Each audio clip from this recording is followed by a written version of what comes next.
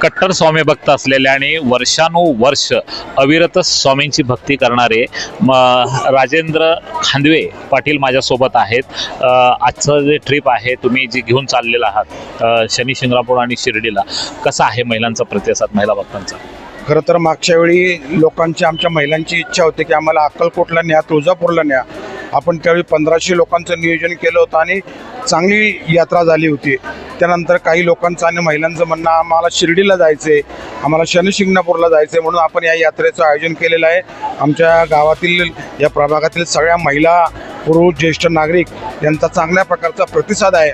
मी गेले कित्येक वर्षापासून स्वामींची सेवा करतो, संप्रदायामध्ये काम करतो आणि म्हणून लोकांनाही संप्रदाय खूप आवडतो, प्रत्येकाने तो जोपासला पाहिजे ही त्यामागची भावना आहे।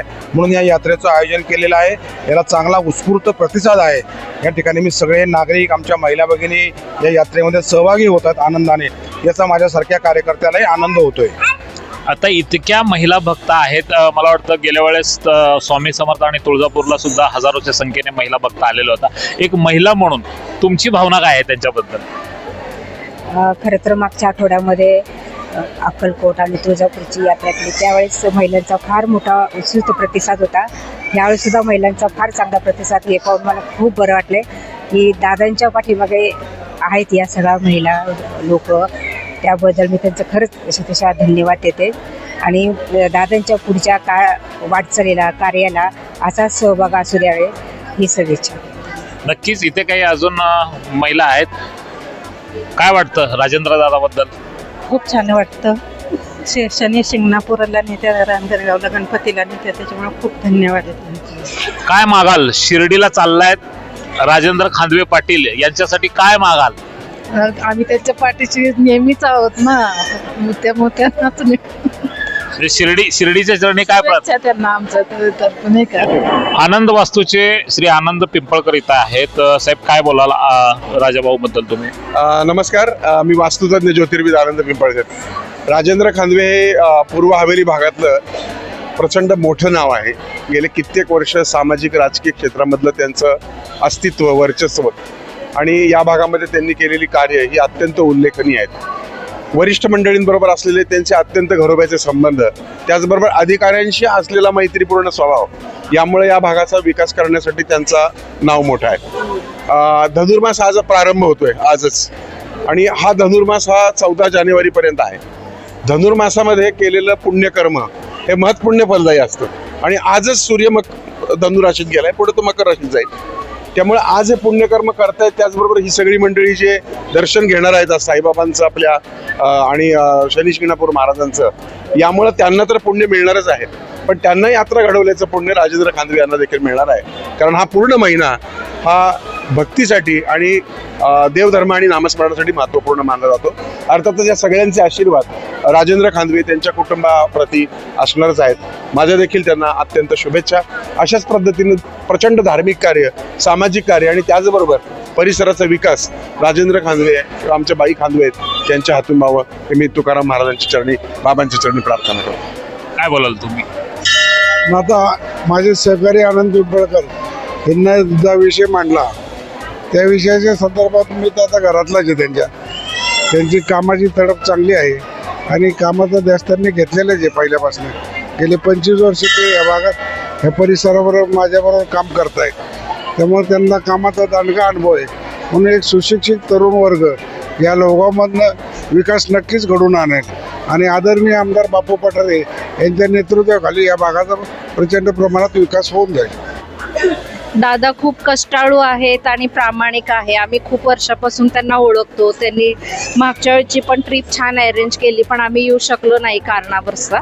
तर आता आम्ही फर्स्ट टाइम चाललेले आहे शिर्डीला दादांसोबत आणि त्यांना बहुमताने विजयी करा। किती लोक? माझं नाव शारदा अनिल जगताप, मी राहायला माथेआळीला आहे। तर आज राजेंद्र खांदवे पाटील यांनी आज एक ट्रिप आयोजित केलेली आहे शिर्डी आणि शनी शिंगणापूर। तर त्यासाठी आम्ही दर्शनाला आता निघणार आहे थोड्या वेळात। तर इतक्या दिवसाची म्हणजे इच्छा होती की शिर्डीत जायची, तर आमची ती आज पूर्ण होईल यांच्यामुळं, राजू पाटलांमुळं।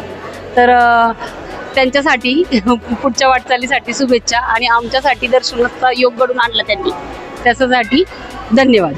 अजून काही महिला भगिनी त्या आहेत जे यात्रेला चालले आहेत. राजाभाऊ खांदवे यांच्या माध्यमातून आता तुम्ही शनी शिंगणापूर आणि शिर्डीला चाललाय, काय बोलाल?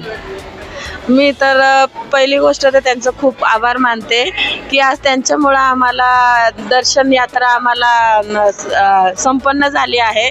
कारण की खूप दिवसांनी मी स्वतः 10-12 वर्ष झाले की शिर्डीला जायचं म्हणून स्वप्न होतं, पण ते लवकर पूर्ण होत नव्हतं.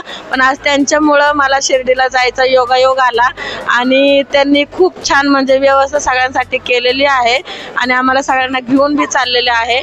आणि ते खरंच खूप छान म्हणजे एक नेता आणि हे कार्यकर्ते खूप छान आहेत. त्यांनी हमेशा सगळ्यांना सपोर्ट बी केला आहे आणि हमेशा सगळ्यांसंग राहतात बी. आणि पुढचं कार्य बी आम्ही ते जे करतात ते आम्ही त्यांच्या संग हमेशा आहोत. आणि त्यांच्यामुळं आम्हाला योगायोग आम्हाला शिर्डी शनी शिंगणापूर ही सगळी यात्रा सफल करण्याचं नियोजन त्यांनी केलेलं आहे. ती आमची सफल हो हीच देवाचरणी प्रार्थना करते आणि त्यांची बी जे बी स्वप्ने आहेत ते पूर्ण हो हेच देवाच्या इथं येऊन आम्ही त्यांच्यासाठी प्रार्थना करू आणि त्यांचं धन्यवाद करू. इथं आता आपण पाहतोय काही छोटे मुलं सुद्धा घेऊन महिला जे भाविक आहेत ते तुम्ही आता शनी शिंगणापूर आणि शिर्डीला चाललायत. राजाभाऊ यांच्या माध्यमातून ही सहल आता म्हणजे हे दर्शन यात्रा निघालेली आहे. कसं वाटतं तुम्हाला? एकदम छान व्यवस्था केलेली आहे राजाभाऊ खांदवे यांनी. मी मुलांना घेऊन चाललेली आहे दर्शनासाठी. त्यांची व्यवस्था अतिशय छान आहे, गाड्यांची पण व्यवस्था छान केलेली आहे त्यांनी. आणि उत्तम प्रकारे देव पण त्यांना यश देव, मतदानामध्ये भरपूर मतदानाने त्यांना म्हणजे यश मिळावे. राजाभाऊ खांदवे यांनी आम्हाला शिर्डी आणि शनी शिंगणापूरला सगळ्यांना नेण्याचं आमंत्रित केलेलं आहे आणि त्या सर्वांना आमच्या सगळ्यांना आम्हाला श्रेय आशीर्वाद लागल आणि त्यांना त्यांच्या पाठीशी आम्ही सर्व लोक आहोत आणि आम्ही त्या गोष्टीला विसरणार नाही. आपण हा रिपोर्ट पूर्ण पाहिल्याबद्दल शतशः धन्यवाद.